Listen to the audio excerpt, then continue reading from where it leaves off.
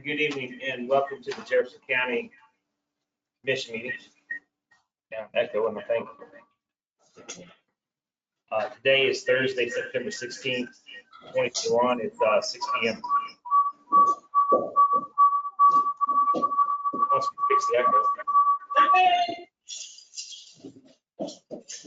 How's that? Is it still working?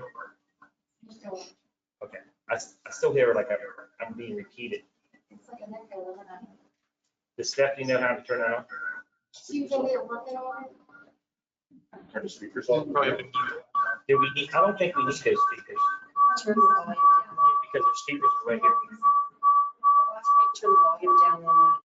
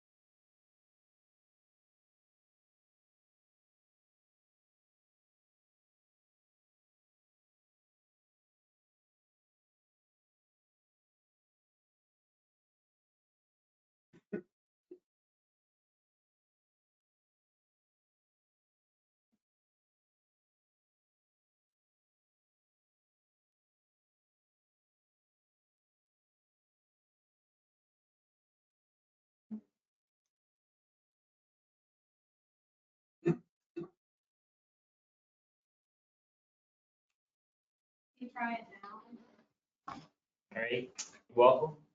There we go. We're not hearing an echo. All right, we'll try this again. We'll go ahead and welcome you all to tonight's Jefferson County Commission meeting. Tonight is Thursday, September 16th, 2021. We'd like to ask everybody to stand and say the pledge of allegiance.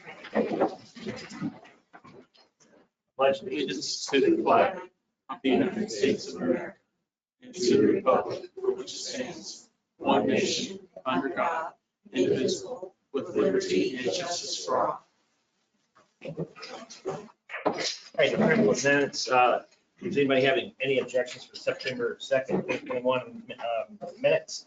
Hearing none, minutes are approved.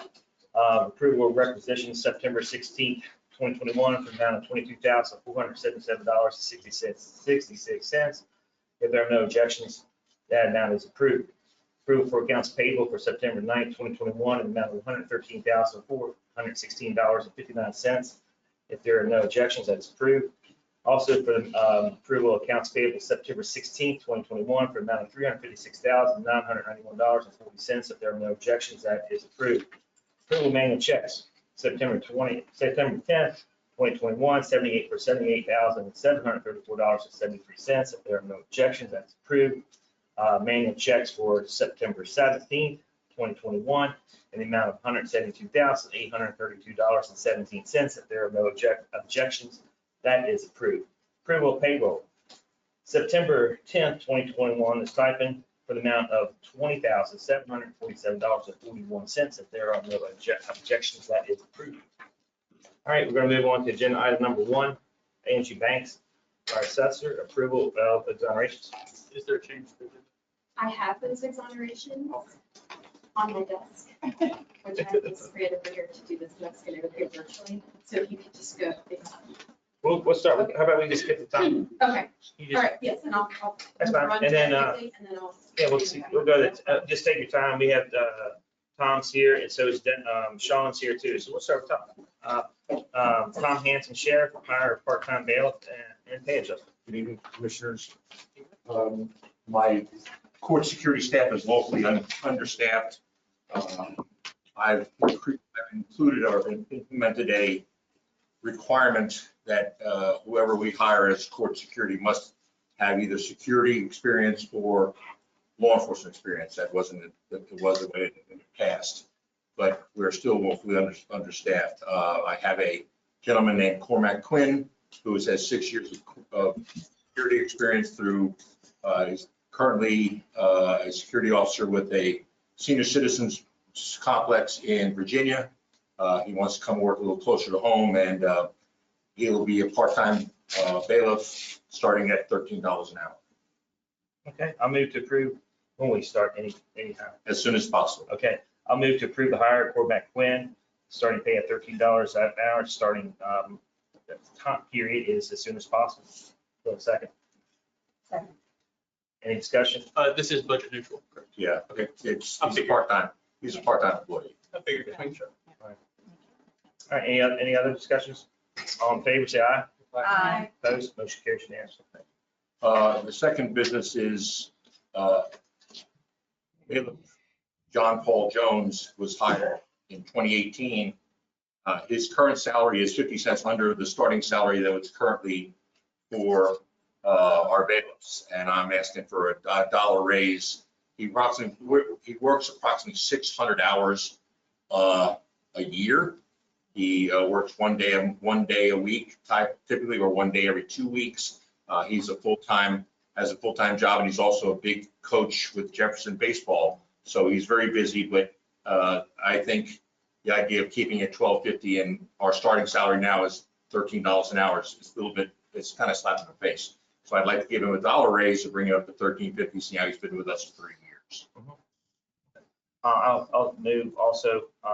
Michelle, do you have anything else? It's certainly all budget neutral. I'll see you chimed in up there now. No, it's just budget neutral. I don't have anything to add. That's what I thought it was.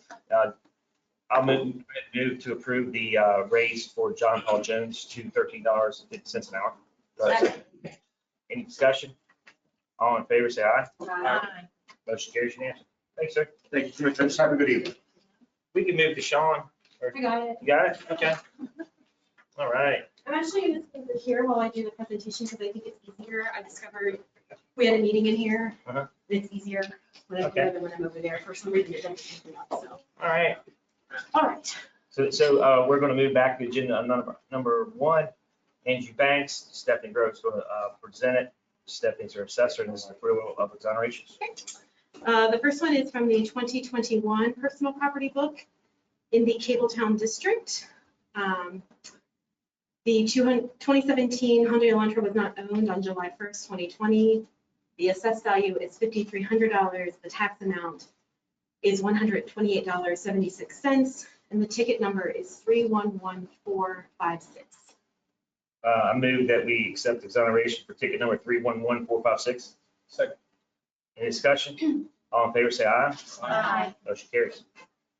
The next one is in the 2021 personal property book. The taxpayer did not own the 2001 Dodge Dakota as of July 1st, 2020. The assessed value is $1,400. The tax amount is $40.90. And the ticket number is 306132. I move that we accept exoneration for ticket number 306132. Second. Any discussion? All in favor, say aye. Aye. Motion carries. And that's it. That's it, just two? Yep, just. Oh, how about that? All right. Well, that was ready for, usually she has 10 or 12. Yeah. All right, we're gonna move on to agenda item number 3, Dennis Jarvis, Director of the Jefferson County Development Authority, and Santiago, President of Jefferson County Development Authority, request to hire an administrative assistant for the JCD. Come on, sir. Yeah. The floor is yours. Good evening, Commissioners. As you are aware, or may not be aware, the Jefferson County Development Authority's office is currently shorthanded. We had promoted, with your consensus, our administrative assistant to the program manager position, which left the administrative open. We did perform interviews, and we are recommending upon your acceptance, Miss Anna Padilla. She comes to us from Morgan County as their commissioner's administrative assistant. She does have a lot of grant writing and grant management experience. And we feel that she would be a valued asset not only to our office, but to the county as a whole. The request is for full-time at $40,000, and after successfully completing 6 months, she would be increased by $500. My understanding from the office staff is that this is budget neutral. Okay. Michelle, do you want to chime in? Yeah, I just wanted to confirm that after speaking with Dennis Jarvis, the salary being recommended of 40,000 is actually about 6% above base, which base is about 37,750. I typically like to see 3 to 5%. However, when he discussed the qualifications and the experience that he had, I didn't really see an issue with hiring her at 6% above base. And I do strongly recommend probationary increases. It improves retention for good and skilled employees. What was her name again? I didn't quite hear. Anna Padilla? Padilla? Padilla? It might be my Boston accent. It's Padilla. I just wanted to say it right. I say my own name wrong, Mr. Commissioner. So. Well, and I say it wrong. I know. I'll go ahead and move to approve the hire of Anna Padilla. Glad you spelled that for me, for the amount of $40,000. When is her start date? Start date, I believe, is scheduled for October 12th to coincide with 2-week notice and a scheduled paid vacation. Okay, so my motion will be to include the hire date of October 12th, and then after 6 months, they have the ability to give her a $500 raise. Second. Any discussion? All in favor, say aye. Aye. Opposed? Motion carried. Thank you. Thank you, Commissioners. All right, Have a good evening. we'll move on to agenda item number 4, Laura Coon, Maintenance Department, request for approval of funding to replace the sheriff's emergency generator. Good evening, Laura. To give you a little background, the sheriff's generator failed during a load bank test. This is a yearly test that's done under our maintenance contract with our contractor Fidelity. During this test, it's done in steps over a period of time. They use an electronic machine to gradually add load to the generator. As the load's added, they let it run, see it does well. They keep adding loads until you get up to 100%. It did well at 50, it did well at 75. At 100%, after running 3 minutes, the generator failed. So after troubleshooting, it was determined that it was the alternator. The alternator in the generator is very large. It's not like the alternator in your car. This is like a 2,000-pound part. So our contractor, Fidelity, was supposed to give me a price on fixing it. When they came back to me, it was a part that's obsolete now. They couldn't get it. That works, yeah. Yeah. So we tried to go other routes, and we pretty much kind of came to the end of all those roads. We tried aftermarket. We did find an aftermarket part that electronically would work, but it doesn't fit. None of the hookups will work. It's not going to fit in there. It just physically won't work. So after trying that, we decided to see if we could rebuild the alternator. Fidelity found a third-party vendor that can do the work, but after looking at it and until they get in there and actually start working on it, they can't give me a price because they don't know the extent of the damage. So they're saying it could be 10,000 or it could be 50,000. So at this point, I feel like I've exhausted every avenue to repair the generator. So my recommendation at this point would be to replace the generator with a new one. I would like to be able to work with our current vendor to get this work done. I'm estimating between $80,000 and $100,000 for the work to come out of capital outlay. It's kind of like a time is of the essence thing because it has been out for a while. Luckily, we haven't had any major events or storms that's knocked power out, but before we know it, winter will be here. So I'd like to move on it as soon as I can, if possible. I'm hoping maybe we can recoup some of the value of the old generator, possibly trade in, sell it at auction, or even scrap because there's a lot of metal there. So we should be able to get something for it, even though it's not working. But I can maybe work with our current contractor to see, you know, what they can do as far as trade in, or even if it's something that we can put up for auction next time the county does an auction. So that's my request, and I mean, it has to be, something has to be done. I mean, I can go, if you prefer me to go back to the rebuild option, I can try that again. But like I said, I don't know what the cost is going to be there. And I'm also not real confident with the rebuild alternator holding up. I mean, it may hold up for a long time, but you don't know. So it's kind of something I'm not feeling really great about at this time. So my recommendation would be to go with purchasing a new generator. How old do you think that generator is? It was installed when the building was open, and I think maybe 13, 14 years. That's how long the sheriff's department's been there. So it's not, you know, so I was surprised the part was obsolete, but Yeah, I mean, things are hard to get these days with everything. We're finding it a lot with our vehicle parts Oh, and yeah, everything. So I don't know if that's part of the problem. it is part of the problem. And I'm not sure what brand is it. It's a Kohler, That's a name brand. right? Yeah, It's not like some off brand. exactly. Okay. Yeah. I was just curious. Yeah. I see Michelle's chimed in. You want to add to anything, Michelle? Yes, I just wanted to say that I recommend that we fund this with our capital outlay fund, the $80,000 to $100,000. I'd like to double check our purchasing policies before we give Laura Kuhn permission to just purchase it from our current vendor. I believe we need to make sure that we're following our policies and procedures. I know it's an emergency purchase, but I just want to make sure that we're following our procedures as far as whether we need to go out to bid for it or not. But so I think that the approval should be contingent upon that review to determine whether or not we need to go out to RFP or if we can just do an emergency purchase for it. That's what I was wondering too, if we have to bid it out or not. My other question is too, I don't know what this type of machinery, what type of warranty would come with. I'm not sure. That's something that would have to be worked out as we're Yeah. purchasing. Yeah, if we're buying it something totally new, I would hope. I'm sure to have there a would decent be. warranty. Yeah. Okay. Well, I'll go ahead and move a motion to authorize Laura Kuhn to purchase a new generator up to $100,000 out of the capital outlay with the contingency from Michelle to figure out if we have to bid it out or we could bring it out of the emergency funds. Okay. I see Michelle shaking her head, so I must have got all that right. Do I have a second? Second. Any discussion? All in favor, say aye. Aye. Motion carries unanimously. Thank you. Thank you. All right, we are running ahead of schedule. I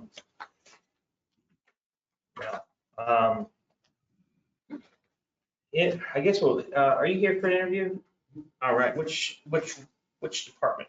Story that was. All right, well, how about that? All right, you're here. Let me see. I may go look at something. I think we only have one person. Yes. Mr. Yeah, King. why don't you come on up, sir? We're gonna go ahead and move to agenda item number 5, interviews and appointments to the following. We're gonna start off with Jefferson County Historic Landmarks. We have one unexpired term ending March 31st, 2021. And we have a gentleman here, and that's enough of my paperwork here. Sorry. Here.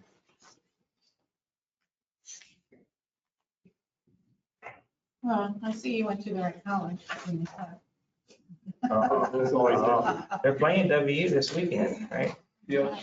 Who will you be rooting for that? Let's ask that before we start the interview. But I went to both, so it's. Yeah, well, All right. Kids that went to WVU, so I I had take more care of money them at during WVU than I did. football season and basketball. All right, here we go.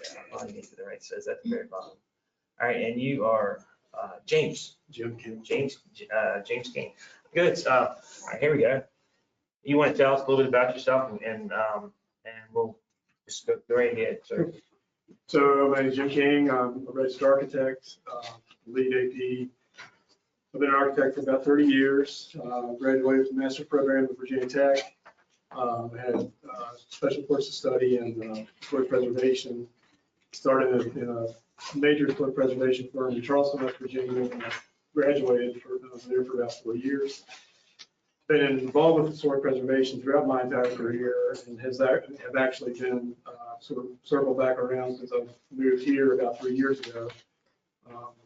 And I was fortunate to work with the Jefferson County Historic Landmarks Commission a little bit, met some folks there and expressed an interest to become a member if there was ever an opening, and was notified of the opening, so here I am. all right. Does anybody have any questions for Mr. King? I just want to say, just looking at your resume and everything that you've worked on, I think you're a perfect fit for historic landmarks. And I'm just amazed at everything that you've worked on, and it's mainly in West Virginia, which is also makes it special. I'm from the other West Virginia, Oh, the only place you can get here from there from years. I- Anybody else? Anything else? I mean, I would just agree with Jane. I think your experience kind of speaks for itself, but you're definitely a fit for that. All right, well, Well, I'll make the motion that we appoint James King to the Historic Landmarks Commission for the one unexpired term ending March 31st, 2022. so, we have a motion and a second. Any discussion? All in favor, say aye. Aye. Motion carries unanimously. Thank you, sir. Thank you for coming in. Thank you, Commissioners. All right. We have a couple more people who applied, I don't think. Are they online, Stephanie? Is, let me pull it up here, and we're running a little ahead of schedule. Steve Cox? That's for the Civil Service Board, Yeah. right? Yeah, this is for, these are for other boards. He is online. All right, good deal. Yeah. And then, was he the only one applied? We have Yeah, another. Will Liston and Stephen Cox for Is- the Sheriff's Civil Service Board. Is Will one? I do not see Will. All right, Kimmel is just a reappointment. Yeah. okay. All right, we're gonna, if Steve, if you're listening, we're gonna wait for a little bit and see if Will jumps on. We're running ahead of schedule. And then we can jump to the 8911 board. I think we had one person apply for that. Are they online? Dave Kimmel.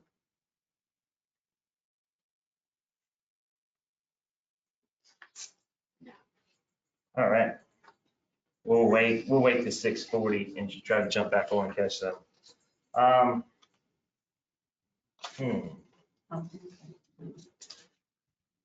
Everything else.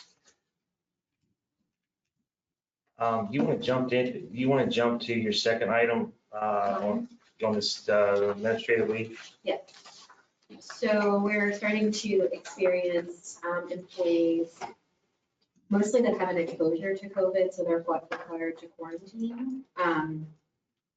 Some people have tested positive, and we've been giving them administrative leave coded for COVID, but I've been doing that without your permission. So I wanted to ask the commission to provide administrative leave for employees who are required to quarantine. We're currently following the CDC guidelines, which is the minimum amount is 7 days. We did try to work with Dr. Reedy. We had an exposure in the tax office. We did try to work with Dr. Reedy to get that closure down, but unfortunately they had some blood tests come back positive. So they weren't able to open even with a small group. He was gonna work out something where maybe they could do a small group. But right now we're using the CDC guidelines. Vaccinated individuals who are exposed are not required to quarantine unless they test positive, and then they are required to quarantine. And the minimum number of days is 7 days. Usually doesn't equate to 7 days leave because there's also a weekend in there. So what I'm asking is if we are requiring employees to quarantine or they have a positive test and they're out of work for that, to allow the administrative leave. Otherwise, the employees would be required to use their own sick leave. And we would follow the state policy as we previously followed. I drafted COVID policies during COVID. Those policies were designed to comply with the federal law, that those entitlements have all expired, but we would still want employees to actually quarantine, not, be out at night. Do we have funds in administratively to cover their leave? Or how does that work? No, so right now, we're just paying them their regular salary. We could use ARPA funds to get reimbursed for that if you wanted to. We are coding it 391, so we keep it, because we do have just straight administrative leave for other reasons. Right. So we have a different administrative leave for COVID. And you could reimburse yourselves for that leave from your ARPA funds if you wanted to. But right now, we're just paying them like they have the leave in the bank. Okay. And most of the time, so the employees aren't working, but it's just like they had taken their own sick leave, so we're giving them basically extra sick leave. Right. But we have a record of it, so you could use our funds. I'll make that decision tonight. Just wanna- Yeah, I don't know that you need to make a decision to reimburse you. We are keeping track of it if you want to. I just need Yeah, I would authorization prefer to to do that. give them. I did get a call today related specifically to the tax office as to what they were supposed to use, and I told them it could be administrative leave depending upon your decision. Okay. All right, I'll go ahead and move that we allow administrative leave during the COVID, for COVID-related issues. Second. Any discussion? All in favor, say aye. Aye.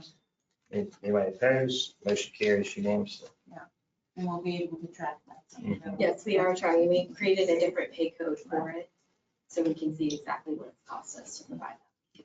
It wasn't a problem. I just talked to you at last meeting, and I said it's not a problem. Yeah. And then we got a bunch of exposures in between the last meeting and this meeting, so. Okay. Nathan, we're running ahead of schedule. Do you have anything that needs to talk to? Is both of your agenda items, we talked about that in executive session. I would recommend discussing both of those items in executive session because I need to give you some legal advice. Okay. And additionally, item number 12, if the commission takes that item up, I have a matter or two that legal advice that I would like to provide. Is that right? And Actually, Dan's adjourned. You want to go into legal? I don't have the agenda in front of me. well, Mr. Chairman, I was going to suggest the new business item. Okay. Be also for legal advice in executive session. All right, do you think, my public comments not till 6:55, we can jump back and do the interviews at 6:55 too? You think that'll give us enough time for what you have to talk about? We're gonna fix 20 minutes, 25 minutes? You have to talk very fast. I don't know that it will. Okay, we'll try. And then the fire and rescue, is on at 7:30. I think we put that there at the end. I know Ross is, he typically likes at the end so you can get here in time from work. So, so you think we can go in executive session and knock these things? If not, we can always go back in, I guess. Yes, we do. Okay. All right, I'll move that we go into executive session to receive legal advice for agenda items number 1 and 2 under Mr. Cochran's agenda item number also for new business number 9 resolution. And then also for under county administrative reports, county complex project. I move that we go into executive session for all 4 of those subject matters. What county complex project, we're receiving what, legal advice or what? Property, it's under property negotiation. Okay, so that's contractual matters. Contractual, sorry, to receive contractual matters under that. Also, thanks for keeping that straight. All right. We have a second. You may receive some legal advices. Yeah. We might- Second. All right, we have a motion and a second. Any discussion? All in favor, say aye. Sorry, we need the room for a little bit. We're going to bring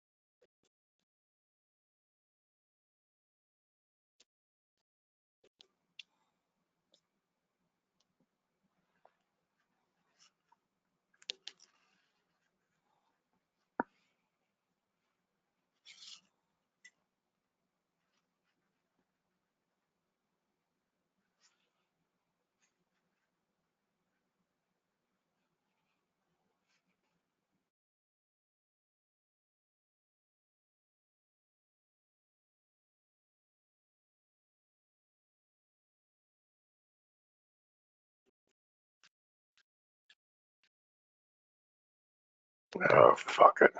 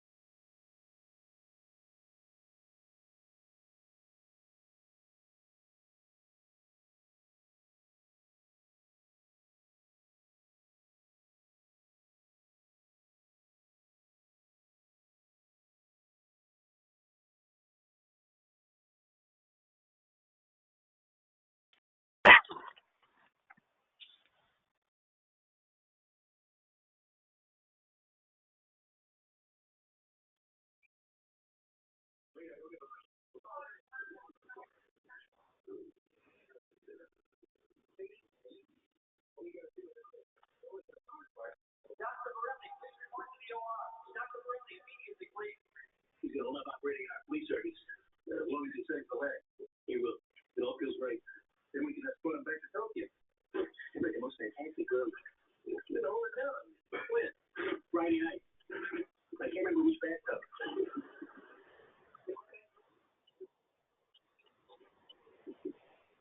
Who's Borelli? He's in the swamp. You better come.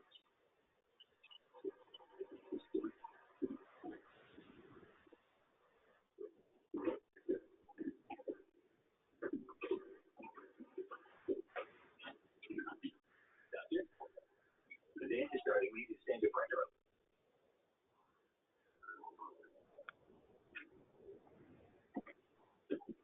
Did you get the page?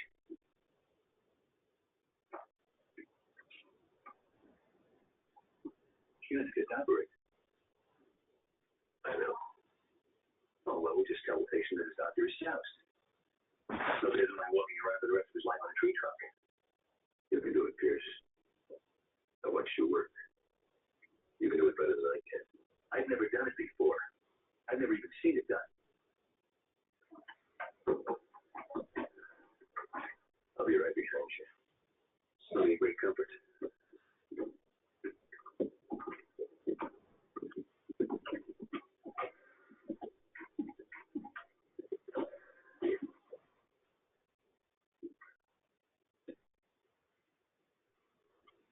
Yeah. Okay, I'll ask you a question. It's leaking in the upper circular line. Put it on the station.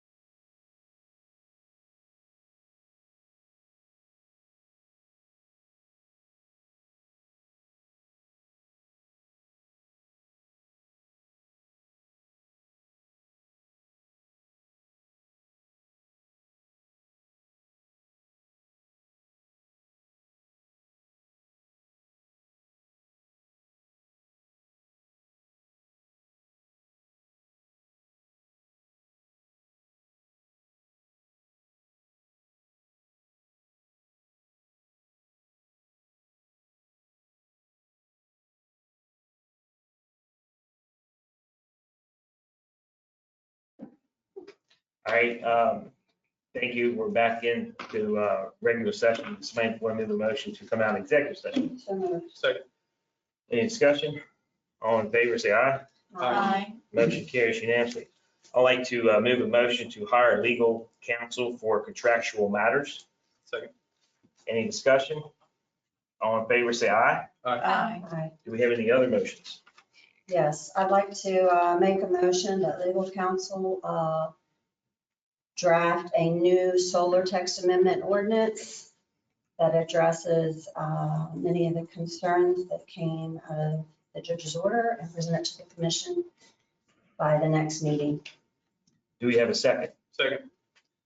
Any discussion? I don't think this is a wise path to pursue at this time.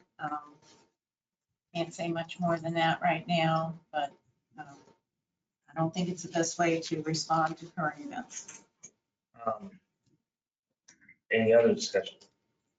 All right, all in favor, say aye. Aye. Opposed? No, And I'm going to abstain. Motion carries 3-1. All right, we're going to move on to interviews. We have one person online. This is for the Jefferson County Sheriff's Civil Service Commission, 1 4-year term, and Mr. Cox is online. Sorry for the wait, Mr. Cox. If you want to tell us real quick why you want to serve on the Jefferson County Deputy Sheriff's Civil Service Commission. Yes, sir. Thank you for having me. Oh, well, hold on. She's going to unmute you. That'd be helpful. We have audio now. Yes, sir. There you go. We're good. All right.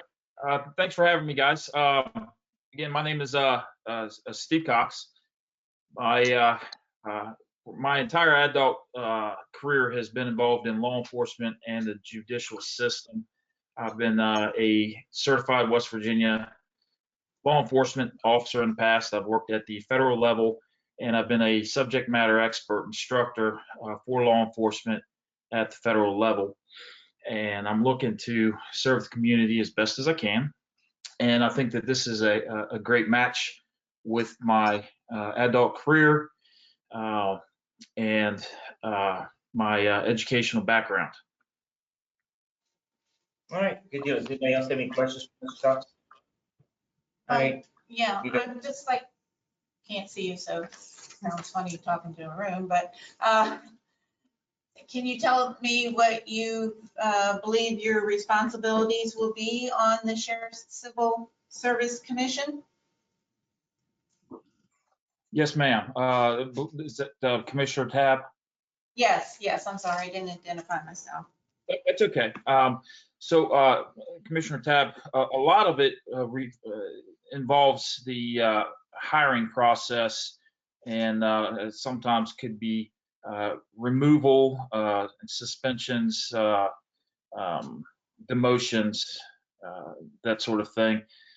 It also is based in the hiring process, which is something that I'm very interested in trying to affect the recruitment program that's in place now. But outside of the hiring, there's also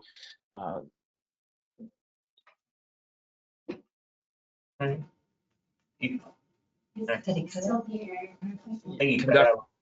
There you go. You're cutting out a little bit, Mr. Cox. All right. I don't think he's done. Okay.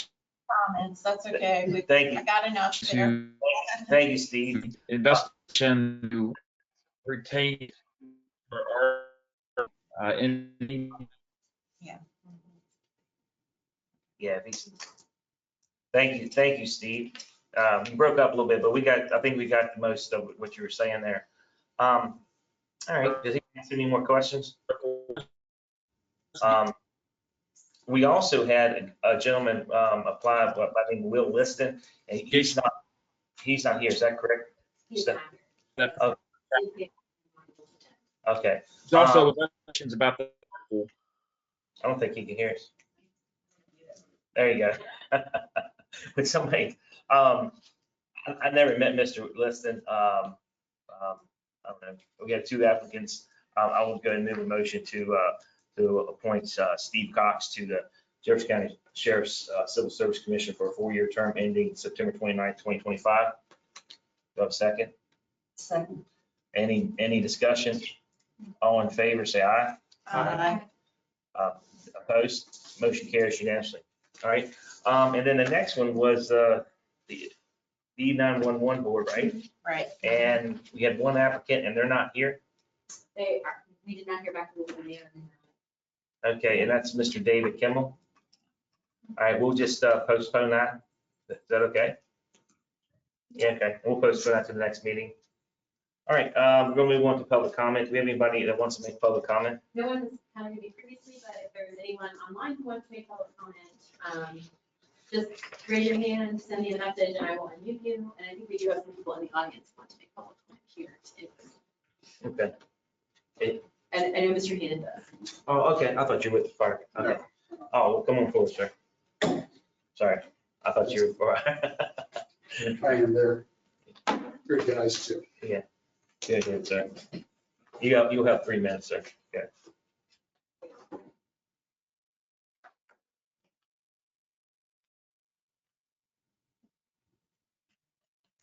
I have a timer. It won't take the full 3 minutes. Yeah, Go ahead. Okay.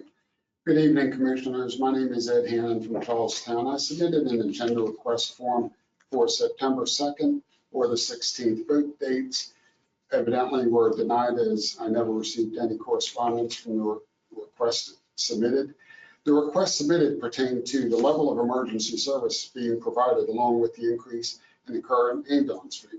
Does this commission object to constituents questioning the service being provided or increased costs of service? The lack of transparency being displayed is becoming very concerning. Given the opportunity to enter into a dialogue with you, I may have understood why staffing was removed from the closest station to my house and the elementary school at the end of my lane, especially when dispatch utilizes quickest route, as every second counts in an emergency. I would have to wait until the 6th due station be dispatched to benefit from the reallocation of county staffing. Service delivery has declined and the ambulance fee has increased 40%, hence the reason for my agenda request. I have no issue paying the ambulance fee. As a matter of fact, I would gladly pay twice the amount if the fee was utilized effectively. In my professional opinion, with 43 years in the fire service, there are more effective response plans for service delivery in the county with our limited resource and staffing. The current senior staff implementing the reallocation of limited staffing lacks the bandwidth to effectively comprehend the complexity of the service delivery in Jefferson County.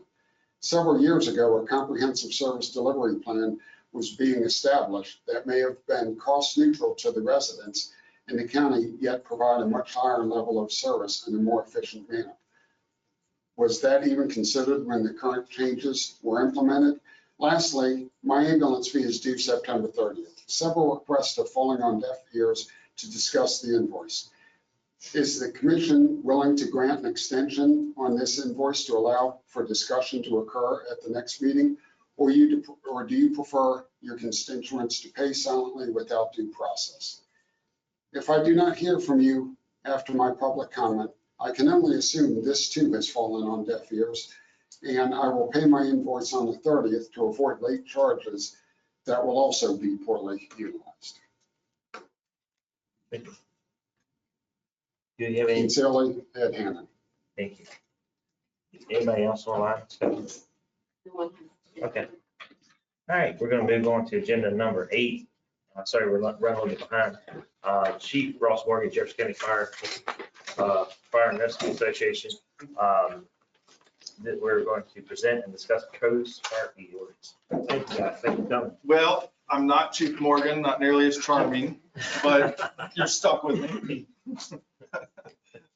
Thank you for having us. For the record, I think I know everybody. I haven't met you yet. Hello. For the record, Marshall Demerit, EMS Chief of Jefferson Fire Department. Chris Sigden, President at Friendship down Harbor Ferry. And Stephanie, do we have the, oh, yep, I see it there. We do, yeah. All right. 1 second. have to turn around. President. So while we're bringing this up, just wanted to thank you all for having us and allowing us to continue the collaboration that we started a few years ago. Really, this has been a long time coming, and so we've put in a lot of effort on our end, and I know that the commissioners have been engaged in the process, as has ESA board been engaged in the process. So my opening comment, so to speak, would simply be thank you for having us, and we really look forward to a constructive collaboration this evening on what this might look like. I think Chris had some comments as well. Yeah, I just wanted to kind of reiterate the whole reason why we're here. I think I've worked, with and talked to most of you here, other than Commissioner App. But, we're facing the same problems that we have for years, and some of you guys have endured, this a lot longer, than others. But we're here because we feel like we have heard you, and we have, kind of navigated the years for, you guys aren't interested in hearing the arguing and screaming and, blaming and finger pointing. And we feel like we've gotten our act together to be able to be very transparent with each other as a fire and rescue association. And we're here tonight basically to offer up something that we think could help us in the long run. The real issue is that our problem continues to be talked about. We continue to ask.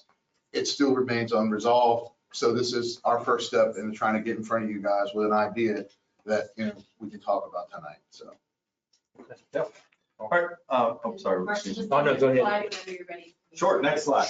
All right, yeah, so the agenda, I did put together a very brief PowerPoint, just really to keep our thoughts on and to help you all, follow through along with us here. So we're talking about why we are here, what we're asking the commission for, and ultimately the constituents of the county for, how we're going to do it, and then hopefully a conversation.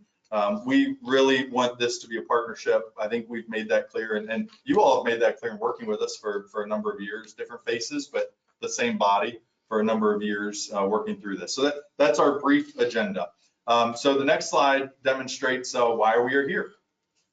We have a deficit in funding, and we are currently, this slide is speaking solely to fire service provisions in the county. This should not be news to you all. I think all of you were at the session that we hosted at Independent Fire Company, where we walked through this and we went into detail of how we got to this $1.5 million deficit. So for those that might be watching that aren't familiar with this, we went through an exercise across all 7 fire companies to detail our fire service expenses. So that excluded medical supplies and specific ambulance expenses.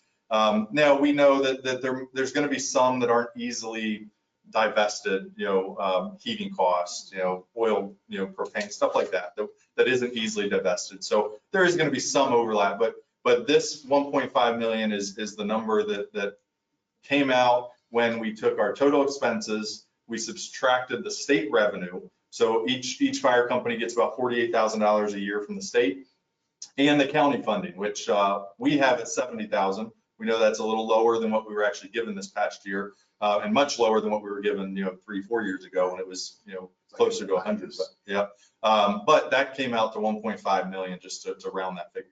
So that's the first why we're here. There's a deficit in funding. The next slide demonstrates another reason why we're here.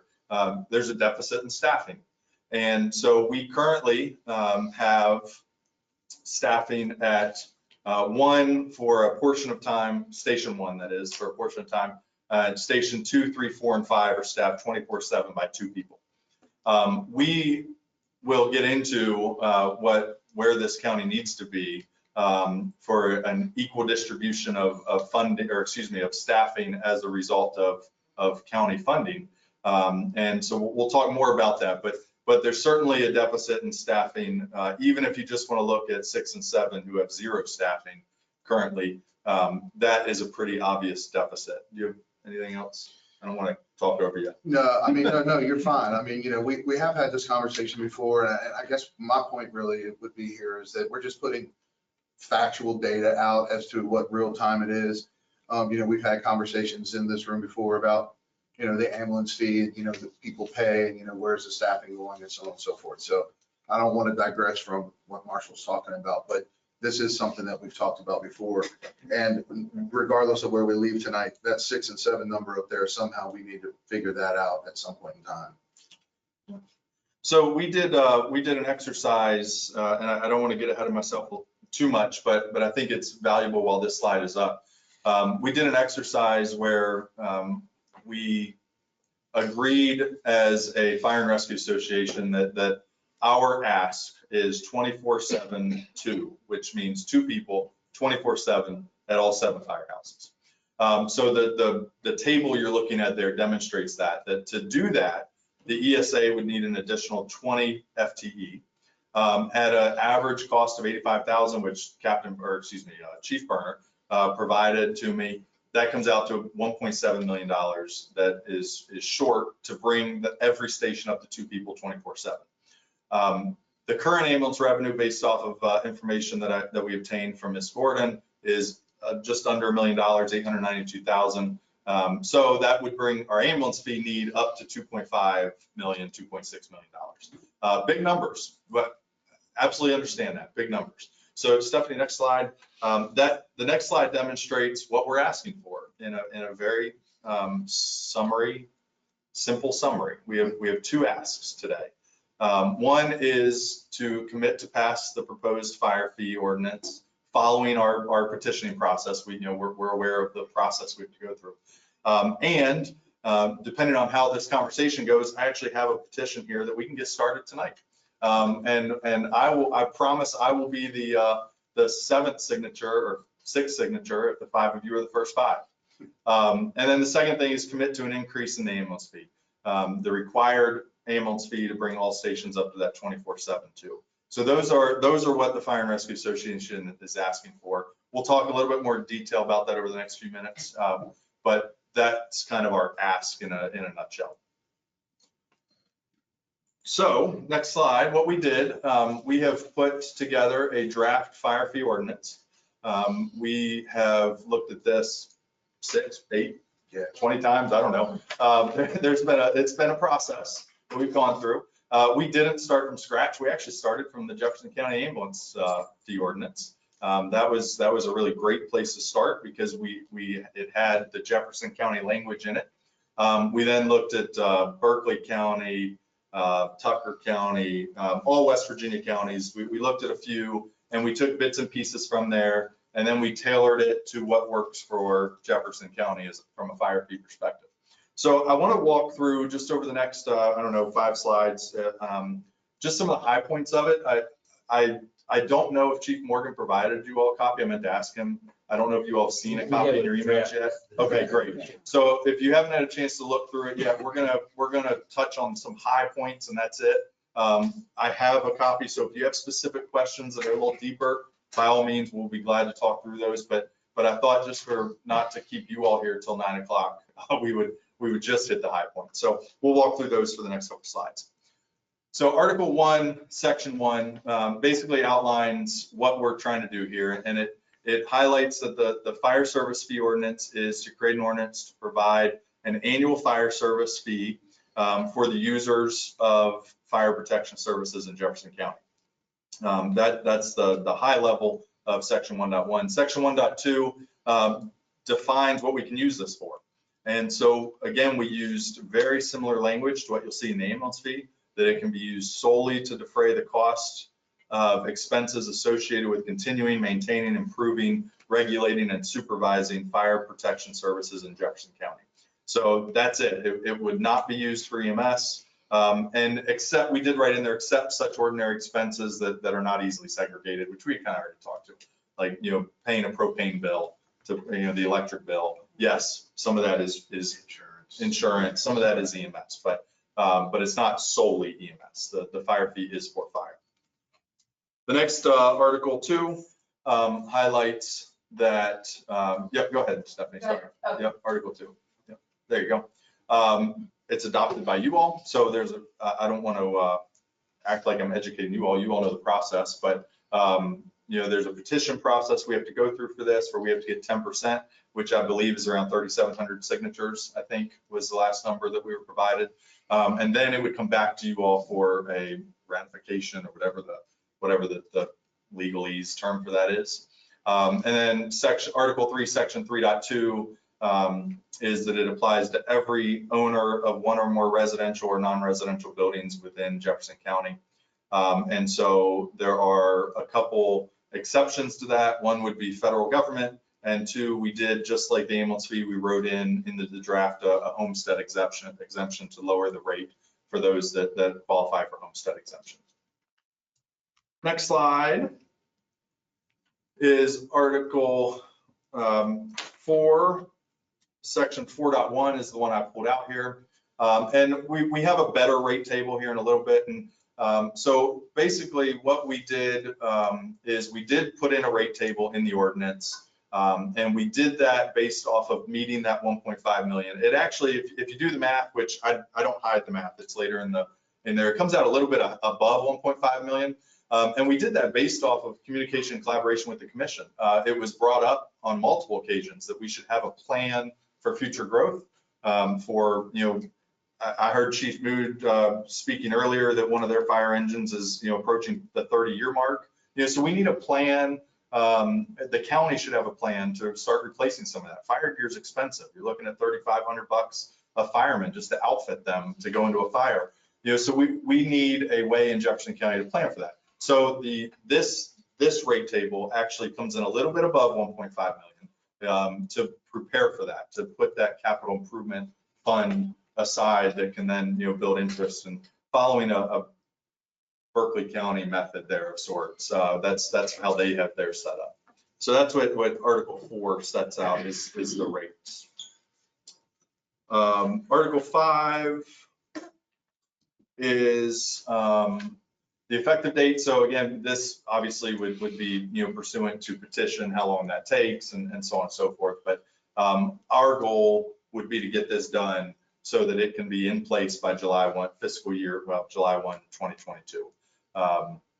That's what we have currently in the draft. Again, we can work together on what that looks like. This is the exact same language that is used in the ambulance fee ordinance, that it's for this fiscal year and then all consecutive fiscal years thereafter.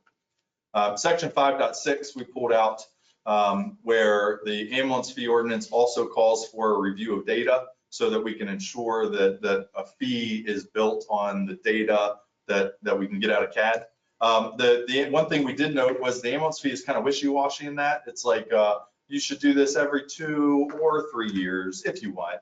And so we were much more matter of fact on that it will be performed every 2 years. That way the commission, the Fire and Rescue Association, the ESA, we always have data that is at least no older than 2 years. The next article is 6. So what does this look like a little bit? So Article 6 outlines that the fees will be dedicated to the Jefferson County Emergency Services Agency Board, which is our fire board by code. And so they would be responsible for maintaining this fee, maintaining the accounts for this fee, and disseminating that funding out to the fire departments. Again, 6.2, what it's used for, it is solely used for firefighting services by the fire departments. No funds will be distributed to a department that's not in good standing with not only the West Virginia State Fire Marshal's Office, but also the Jefferson County Fire and Rescue Association. So we are really building out our standards and our approach to standards. And so we thought it was important that an organization that gets this funding has to meet the standards of both those entities. And I'd have to reference the copy. There is I didn't include it here, but there is a way to get back into good standing. Of course, it's already outlined, but I wanted to make sure that we're not, misusing these funds in any way. The money will be 6.5 there says that the money's going to be, subject to an annual public hearing. So constituents, taxpayers are aware of what this money is being used for every year. It'll be part of the ESA board's already annual public hearing on their accounts. So this would just be added to it. And the way section 6.6 outlines the way that the ESA board will give this to us. Or should I say the way we will earn this funding. So if you go to the next slide, that really is a follow-on slide from 6.6. And I apologize, you can't read it at all on there, nor can I because my slides are really small. But basically what we did here was, this is a very similar budget sheet, perfect, to what Berkeley County uses. We just made it a little bit prettier, where we categorized everything so that it was in a category. So we have, we would submit this, every fire department would submit this document annually. I think by December 31st was the date that we put in the draft. And that way you can see what we asked for, what we budgeted for the prior fiscal year, what we actually used the prior fiscal year. So let's say if this, 2021, we budgeted for $10,000 in diesel fuel. In 2021, we actually used $7,500 in diesel fuel. 2022, we are asking the ESA board to fund us $10,000 for diesel fuel. The ESA board can then use that historical data to say, well, they only used 7,500. Let's give them 8, and then we can, if there's money left over, we can revisit. Very similar to how the commission approaches the county budget. We really wanted to follow that, and we have always been very transparent in our opinion with what the commission has asked us to provide them as far as 990s, which can be, they're not as clear as this would be. This is line item by line item of what we're asking for each year. I think it's important to note too that this transparency that we're putting in front of you today is a conglomeration, reconciliation, if you will, of agreements from all 7 companies that we built this together. We know what we're stepping up to, and that transparency goes across the board. So. Yep.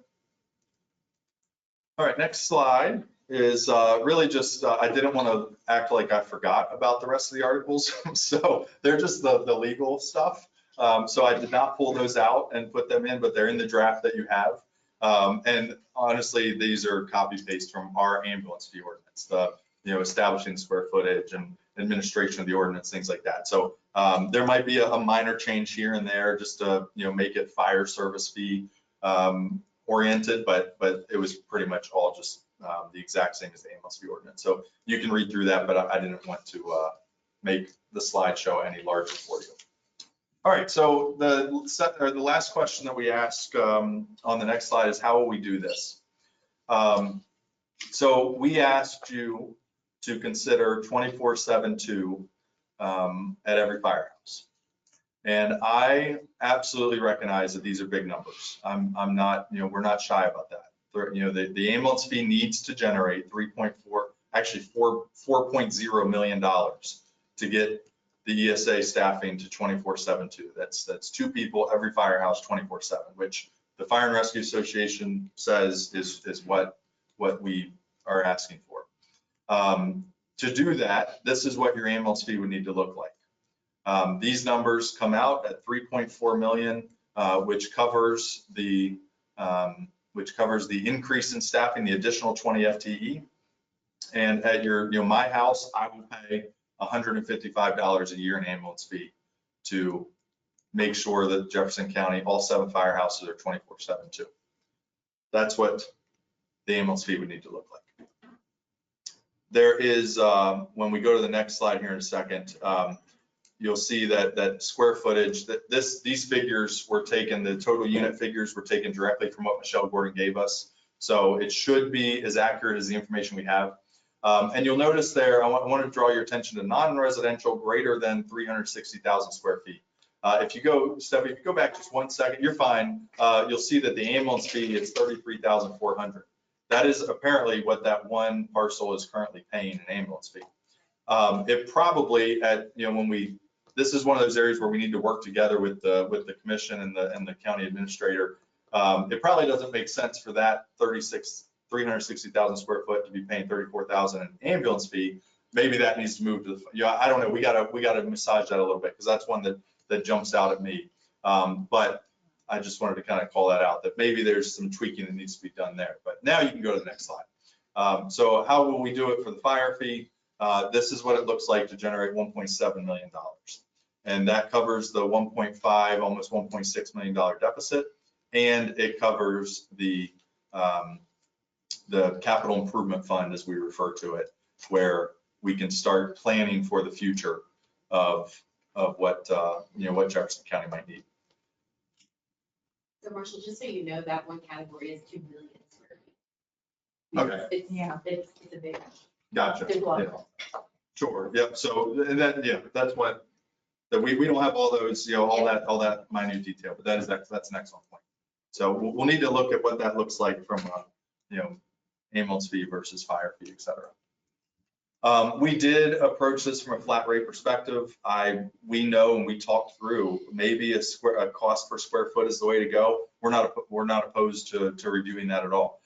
With the data we were given from Ms. Gordon, which was very helpful, this was really the best that we could do to have something to present to you. What would meet our, would meet our needs. So if we want to explore a cost per square foot across the board, we're open to that. The important part there is that the cash estimate is in that $1.7 million ballpark. That's really what we would need. I have a question. On the fire fee, you have owner occupied at $75 and non-owner occupied at $100. When we did the difference, made those two different categories for the ambulance fee, we had data that backed up that the non-owner occupied homes tended to have more ambulance calls. Mm-hmm. Is this a similar situation? Do you have data to back it up or not? So my first comment, and I think Chris might have more, my first comment would be we were following the current template that the county uses. Okay. So that's the sole reason why we built it out this way, just so that it was familiar to you. That was really the main objective here. So I think my very short answer is no, ma'am. I don't think we have that data yet, but we can certainly work with you all to get it. Do you have something? Yeah, I was gonna say the same thing. This is just the data that we were able to present to you guys, but there's no facts behind the fireside data like there is with the ambulance fee. So. Yeah, well, I think that's something we need to investigate. We agree. Yeah, we agree completely. Or I should say, I agree. I agree. And that actually concludes the presentation. I think the final thing I would say before we would certainly appreciate the opportunity to discuss with you a little bit is that I, as a Jefferson County citizen, raising my family just outside of Shepherdstown, completely understand the concern with a new tax. And I get it. I 100% get it. But at the same time, I also can appreciate that fire and EMS needs to be adequately funded. And West Virginia has set up, for better or worse, that this is the model of funding fire and EMS in West Virginia. And every jurisdiction around us does this. And Jefferson County, we have been blessed to not have to do this. But we need a path forward at this point, as we've worked with you all for years, and everybody has agreed to that at some point. We've never really agreed 100% on what that looks like, but we've all agreed we have to have a plan to move forward. And that's what we're presenting here this evening is our plan to move forward is for you all us to do the legwork to get these petitioned with your help and your commitment behind it. And I think we can move this thing forward. Yeah, and listen, we all get, we've had fire and rescue meetings, and we all understand these are big numbers to swallow. But what I really want you guys to understand is this is really what it is in Jefferson County right now. And we haven't been able to come up with a solution, as Marshall said, and we continue to feel the impact. And I'm not sure, and I'll speak from Friendship Fire Company being, the leader there. I mean, you can see that we've got no staffing at 6 and 7 for ambulance. You can look at our budget. I mean, the time is now. We're starting to feel the pain. We're starting to feel the failure. We're starting to use all of the numbers that look like we might have a little in the bank on our 990s, but we're not putting anything back in. You guys are giving us what you can. We have to have a way forward.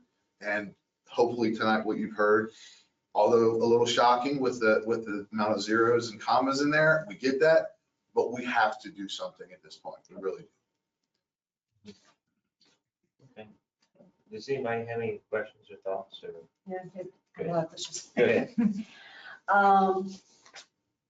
And I know I've been on the ESA board, so now, and I definitely know the struggle with the staffing. And some of those decisions are not easy, but were necessary right now. So, have you ever had a fire department not in good standing? I don't know the answer to that. Well, I would say that I will answer it this way. The Fire and Rescue Association has its ways that we negotiate back and forth amongst departments. Sometimes it's not very pretty words, which I will not say here. But I will say this, I believe that in past commissions and past oversights of people that we've been working with, yeah, I believe that there have been issues at fire companies in the past that could be labeled as needing correction, maybe taken out of service. I mean, I think that, we all know that we've got ongoing issues right now, and, we're working that out. I mean, it's no secret that, we've had issues and, a couple of the other things, but, it's business, businesses, struggle from time. So the answer to, yeah, I mean, we have had where it's been a situation where we've had to do some quality checks and, get some things back in line, draw some attention to it, both in the public, in front of you guys, and in front of us. So, the fee you're proposing, is that to be split equally amongst the 7 departments? How are you deciding who gets what? Not necessarily. I think, so everybody will submit their budget, and it'll be a standardized budget. And then very similar to how the county commission does it, the ESA board would say, use some method to say, we're going to fund these, this much or these line items for your budget. And so no, I don't think it will not be a, you get 150, you get 150, you get 150. It would not be that, like I think you were referencing. Yeah. And so I do Well, I notice guess that. it could be that, but. So I noticed the request is to support mostly supplies and equipment. Obviously, we don't have paid staffing at volunteer fire departments. What's your volunteer recruitment? What are you doing about volunteer recruitment? There's no point putting supplies and equipment out there and supporting that if you don't have somebody to run the calls. Yeah. Yeah, I mean, that's a great question. I mean, my answer to you would be, and everybody's going to have, all 7 of us are going to have a different answer. It depends really on the community and the kind of the geographics of where we are. I mean, personally, we're struggling down at Friendship. I mean, we don't have those 16, 17-year-old kids that are knocking at our door trying to come in. We've got people that are over in Maryland that are traveling back and forth, being volunteers over here. So, we're really struggling with it. But yeah, to your point, we're not putting out a whole lot of money. We're using, what we've done is we've put quality assurances in place to where somebody comes in, we're not going out and buying $3,000 or $4,000 worth of fire gear. We're making them stay around for a while, like you would find in like a government professional incentive type thing. Once you stay around, then we're going to invest in you. Again, everybody's going to have their different things. Some people are not having as much of a problem, but we're certainly struggling with, recruitment. When we had the grant and so on and so forth, there was several opportunities where some of the departments actually benefited from that. So did we. We were able to benefit from that too. That's not around anymore, and we're starting to feel that flatten out again. It's a struggle. I don't know what the answer to that is. The challenge continues to grow. The demand continues to grow on the volunteers, the amount of time that they have to spend. So that's not really going to change. Well, and I know a lot of work, and I'm just, the ESA, that the ambulance fee pays largely for staffing. So that's where I'm kind of drawing the comparison. Sure. Is Yeah, we're not I think, paying for staffing to run the fire calls, but we're talking about putting a fee in place for equipment and supplies. So I mean, I'm getting it, but I'm just, there's no point in having it if you don't have somebody running. yeah, so I would just add to what Chris said, and it is an excellent question. I think number one part would be that under Article 1, it says expenses associated with continuing, maintaining, and improving.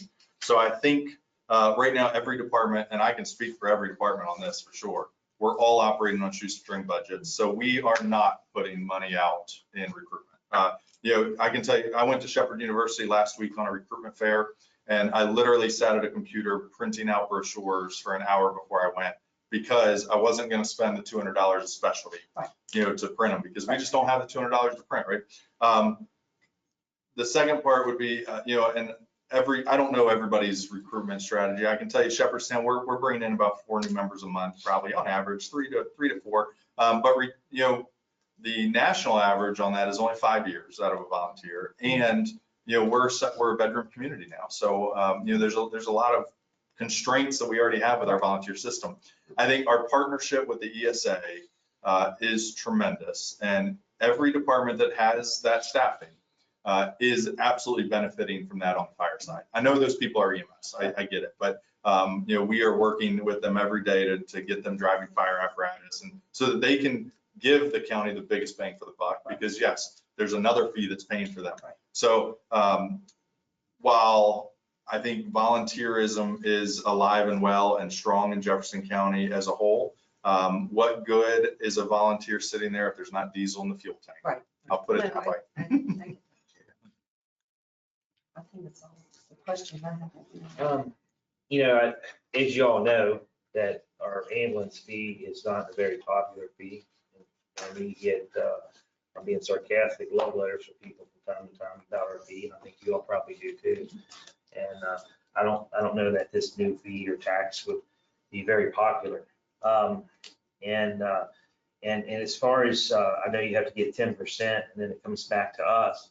But personally, I'm just gonna say how I feel. I don't know, I don't feel that as a commissioner of the county that I have the ability to implement or feel like I would want to put a new tax on somebody. I would prefer to have that go to referendum, just like we did, if it's possible. I don't know if that's even legal, but that's something we'll talk with legal about. Kind of like the bond, school bond. And just so you know, I mean, that passed very well. This is just something I would like for you to think about, because I don't know that any board, whether we do or not have the ability to add a tax, I don't know that that's fair to the citizens of the county and the taxpayers. So, and you say you need, what, 3,600 signatures? Is that I think Stephanie probably knows that right off the top of her head. I think it's 3,700. Okay. So it's 10% of the registered voters, 10%, oh, okay, it's 10% of the registered voters, so. Some of them are the voters voting in the last election, but this is the actual registered. I understand, okay, all right. You know, another idea I had, and just wanted to kind of just to bounce this off of y'all tonight, is, you know, that the county gives each fire department a sum of money. I think a year ago. 4,000. Okay, but yeah, whatever, it is whatever it is, Yeah. whatever the numbers is. The county gives every fire department a lump sum of money every year. I think it was, what was it last year? Y'all remember? This year's like 75. 72 or 70. So this one's 72,000. Yeah, somewhere right Okay, let's just say 75. Now, when we just went through our impact fee, I did ask the gentleman who does that, works on that with Tishler Weiss, if we could implement a impact fee for fire and rescue or fire. And the fact that we don't have a capital improvement plan in place, we cannot implement that. So right now, and I'm going to go with my memory, there is out of that fee that we collect, there's a Parks and Rec, there's a fire, and there's a It's EMS. It's Yeah. police, Fire. EMS, and Parks and Rec, right? Yeah, I'm sorry, EMF, I'm saying fire, I meant EMS, I'm so sorry. And my thought is, what if, I mean, just something to think about, I don't need to answer tonight. Instead of us giving each individual fire company $70,000, well, we took that fund and made a capital improvement fund for the county, then we would be able to implement also funds through the impact fees to fund. We can't just put it in the impact fees unless we have a capital improvement fund. Now, my thought process behind this, and you guys are the professionals, so you know what you're doing. You know, every firehouse has to, if the county owned all the equipment, and so every year you would come with your demand, say, well, I need a new engine, I need a new tank, I need this. And we could pull it out as capital improvement fund that we have set up, just kind of like we would do here, what your numbers are, but just not with a fire fee. And so we could pull that out every year and buy basically what it is that you need for your company. Now, if all of the equipment was owned by the county or being purchased by the county, then not necessarily every company would need duplicates. And I'm just going to use this for example. I don't know, that's probably not exact, but say every company has 2 engines. You have 2 because in case one engine goes down, right? So maybe not, I don't know. But exactly. maybe 2 ambulance or 3, whatever the case may be.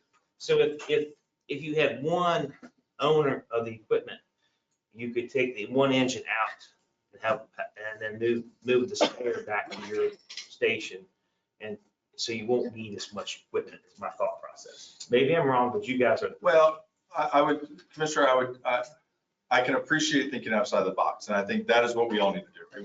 We need to have more sessions like this where we can chew on this stuff without it being, Commissioner Stollifer's opinion that we need to sell everything to the county. I know that's not what you're saying. Yeah, not so. I can appreciate that. Yeah. My rhetorical question back to you would be, if you lived down the street from a firehouse that is one that doesn't need an engine, what good is that firehouse down the street from you without an engine?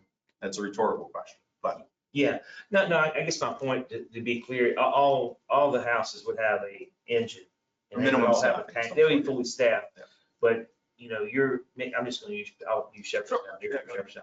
You have 2 engines, and say you typically get out one, and Harper's Friendship, as the engine goes down, you have 2, you just kind of take yours over there and kind of fluctuate around, So we already do that. Okay. I can tell, we've run Friendship ambulances for a long time when ours were in bad shape because we were shoestring budget and Sure. we couldn't buy a $500,000 2 ambulances equaling 500,000. So we already do that. We already support each other as needed with things like that. No questions asked. If Chris called me tomorrow and said we need to borrow an ambulance or an engine or, absolutely, we'll make it work. We already do that. And many, speaking to the room like Ms. Tab was doing earlier, many probably don't know that we already do that, but we absolutely support each other in that way. Again, yeah, I can appreciate thinking outside the box. I think there's some flaw in that logic that we'd be glad to speak through, but I agree with you that we need to look at some of those options. And maybe what we could even do, perhaps call petitioner bias and just say, hey, we did have a capital improvement fund. And I don't know what type of numbers they would need from you guys. What would it be if we implemented impact fee and put it in a line? I don't know. Maybe we could look at that as well. It's just a thought. I mean, I don't know. It doesn't necessarily have to go with it, but it might be nice to have all the numbers. Yeah. So. The other piece just for your consideration is consider how much this apparatus costs. So, I mean, it's not at all cheap. I mean, you're talking $700,000, $800,000, $900,000 for an engine. And to this point, that's been on our backs, selling pancakes and bingo cards. Yeah. And we're not asking to get out of that business, right? We understand that if we need to replace an engine, we'll do the legwork to raise the funds to replace an engine. We're not trying to put that on the county. What we are trying to do is say fund an essential service to the level to which that essential service needs to be funded. We should not have to gamble to fund an essential service. And that is essentially what we're doing every single day by hosting bingos in the midst of COVID to fund these services. It's just, we're gambling every single day to fund this. And we have to have a plan forward. And this, in the Fire and Rescue Association's opinion, is the most efficient and acceptable path forward from all of that we've talked through. And we've had, Stephanie and Ms. Gordon, we've sat with many of them to discuss this. So, do you have any idea I mean, I'm sure the newspapers, they always listen to our meetings. So what our neighboring counties, what they pay for fire fees and ambulance fees? Yeah, we don't have. I know they do it, but I don't have the Okay, data. sorry. If you don't have the data, I'm not trying to put you on the spot. You just do it on top of your head. I know that Berkeley's in the process of trying to raise theirs, I'll tell you that, but.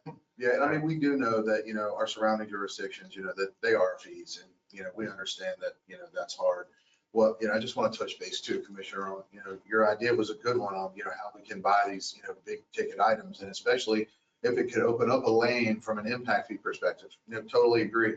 What that doesn't do for us, though, that doesn't cover the operational expenses on the backsides, right? So we're not covering the deficit that way. So just to throw that on the table for consideration. So we would have to figure out, if we did go that direction, we'd still be sitting there trying to figure out the deficit problem. Yeah, that would be off of capital. So a capital, engines, liners, tankers, packs. Yeah. Yeah.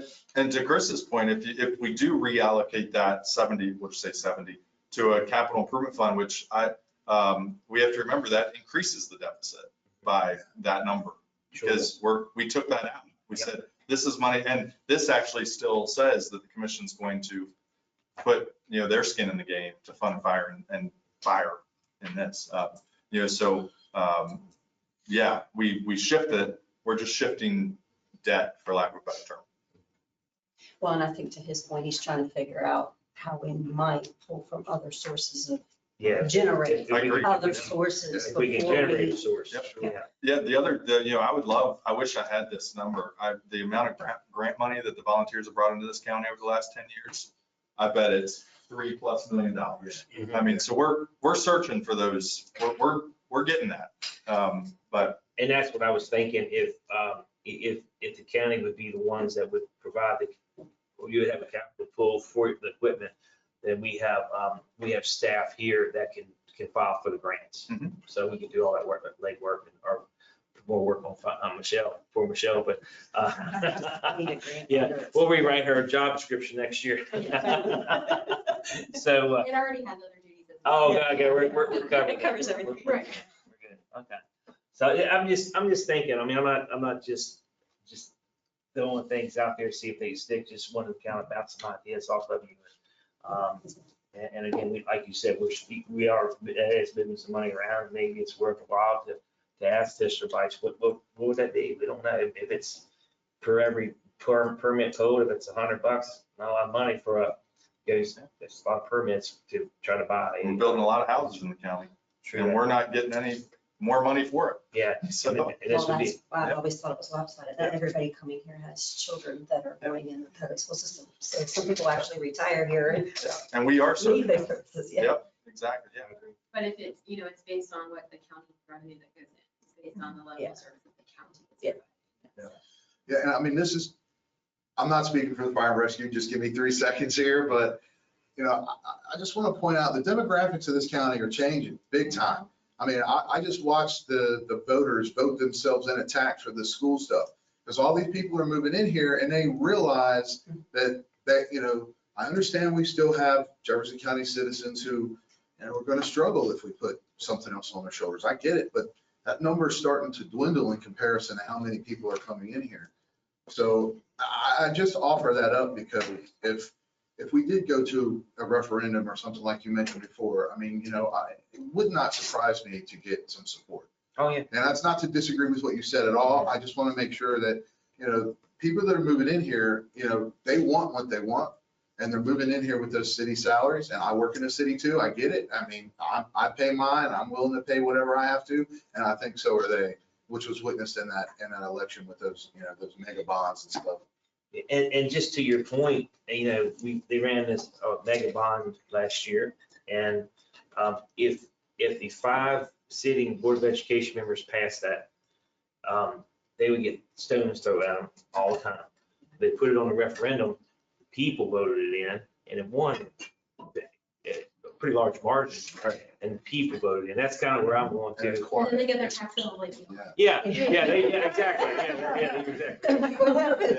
But it has an expiration on it too, right? And so, is that a method of just kicking the can down the road a little bit? Where, we probably have sufficient funding for 5 years, whatever it is. But at the, year 6, what do we do then? We got to come back and we got to go through this again. So whereas this is set and it's, So forever. that was actually a suggestion I was gonna make, if you wanted to I was always leery, if it was gonna go to staffing, you know, it's for 5 years and then you have how much staffing in the station and it doesn't, you know, the voters don't renew it. It's less risky for equipment because you're not talking about people, though, I mean, you know, at the end of 5 years, if you don't have that stream coming in, you can see how it would be. But, so that's another, you know, if you're just doing it for equipment, a levy is an option. Yours has to pass by a supermajority, and the Board of Education's passed by more than a supermajority, both of them. But, you know, the Board of Education can pass a levy or a bond, which is a majority. Yours has to pass with a supermajority if you would go to the levy. Okay. Which is an option, if you can do an excess levy, just like the Board of Education. And you have to, you know, lay it out just like they do on the ballot. And you have to renew, it renews every 5 years, so you have to put it up on the ballot every 5 years. And it has to pass by two. And so how much is that? 60? It's 60, yeah. 60? I think we've had this couple. Yeah. Yeah. Okay. All right. And the Board of Education, I think, passed by like 72 and 75%. Yeah. The one that they just, on a general election, Yeah. you know, where there was heavy turnout. And as you know, the turnout was huge. Yeah. Our last election, and you know how the votes went, obviously. Sure. I mean, does that trend continue? That's, you know, you're getting a crystal ball, right? Yeah. And I get that too. Yeah. And I I know do. the Board of Education is sweating it every time. You know, I've been trying to bite my tongue and not really bring this up because I hear it too much, my day job, but you know, things aren't getting any easier and we don't know what's going to happen down the road. You know, we're already, you know, dealing with the supply chain, can't get things, inflation, prices are skyrocketing and everybody's using everything as a COVID excuse. Yeah. So it really isn't getting any better for any of the 7 fire companies in terms of, you know, supply and demand for the things that we need. So, you know, it is getting worse. You know, hopefully it's going to flatten out soon, but you know, that's why, you know, kind of the sense of urgency here is that, you know, start working together to try to figure out, you know, what this is going to be, because, you know, we continue to endure. And, you know, I mean, and speaking for, you know, some of the smaller companies, you know, I mean, we're not, you know, we're cashing out investments to try to be able to do things and keep it thinking. I mean, eventually, you know how it is, if you're not putting checks and money in your checking account, eventually you're done, you're finished. So that's kind of what we're facing right now. So I'm open to any option. The Fire and Rescue Association has worked together to put this on as an idea. I'm glad that we're having this conversation tonight. It's, you know, more productivity than we've had in the past, you know, and I appreciate that. I would just say though, that if we're gonna look at ideas, and if you guys still have questions, by all means, start firing away. Let's try and set something, send us away from here with a task list to come back to you with, or maybe you guys could do the same, or, you know, some ideas that we might want to pursue. But I guess selfishly speaking, I'd like to walk out of here tonight that we've accomplished something, and like, let's work towards something, you know what I mean? I mean that respectfully.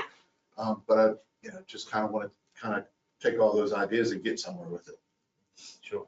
Well, I'll just say, I know it's probably not comforting that we're saying, yeah, we're going to do this, right? Right. And that we have, but we are committed to at least exploring options. But we don't know what they look like yet, just to his point.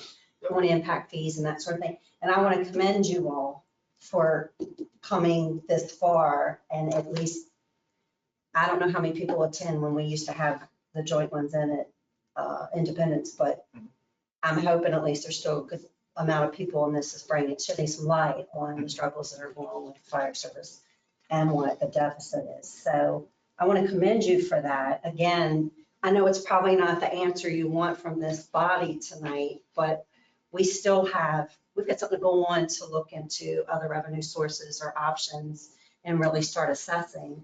And I do believe, I don't want to speak for everybody, but I definitely believe we should continue with, you know, the partnership and trying to figure out how to deliver that service in the most efficient and effective manner, cost-effective manner to the citizens. Because you're right, the demographics are changing.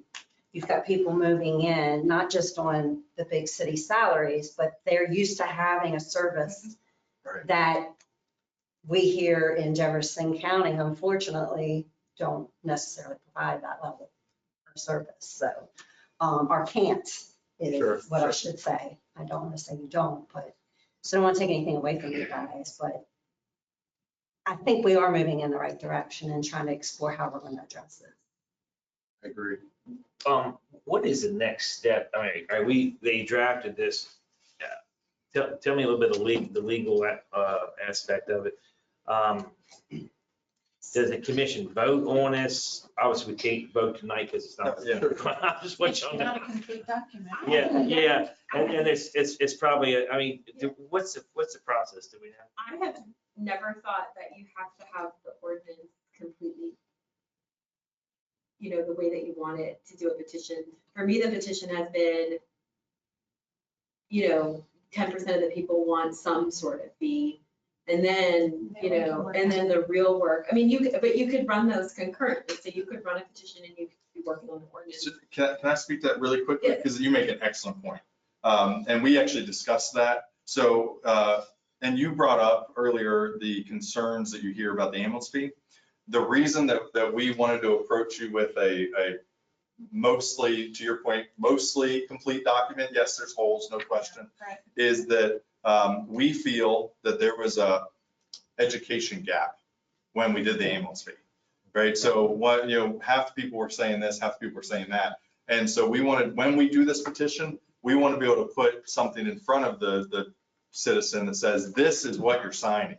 And it's for this amount. And so, and we need your buy-in to do that, right? Because if we, much like the lesson we learned in the ambulance fee, if we go out and we say, we're asking for an ambulance fee for staffing for $85, it comes back to you all and you cut it to 40 or whatever, 40, I think was what it was.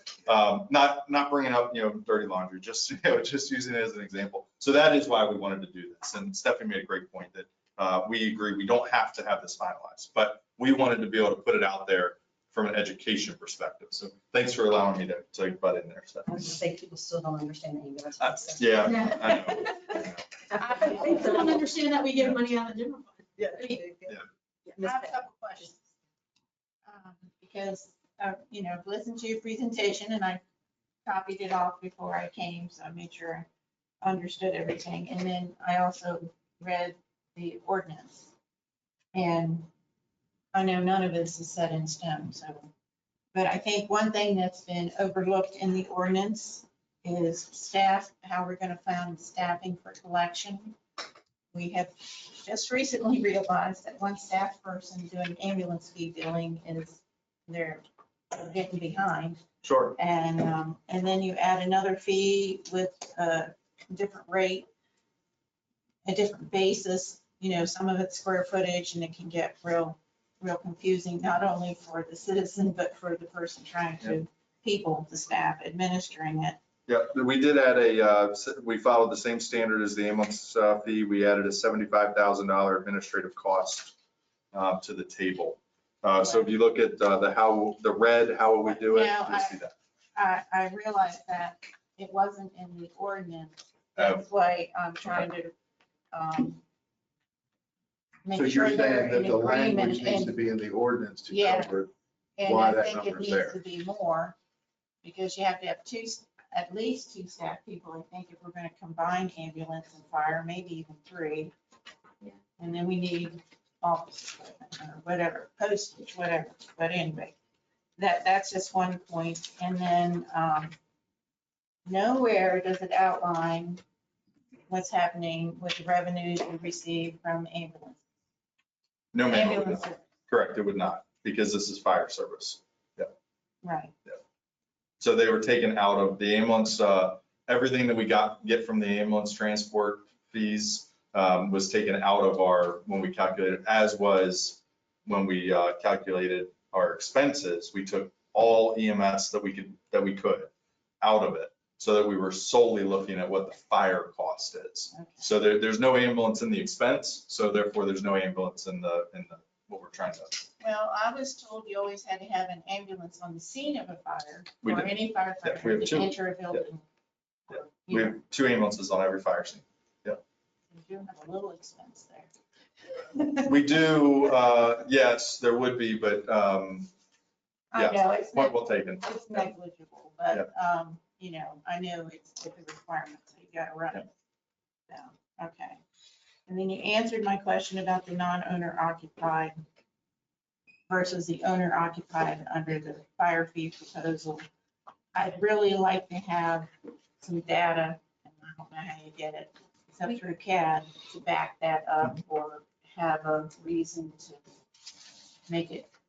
Michelle read the crystal reports, so we gave her access to the crystal reports on the CAD system, and she could run them.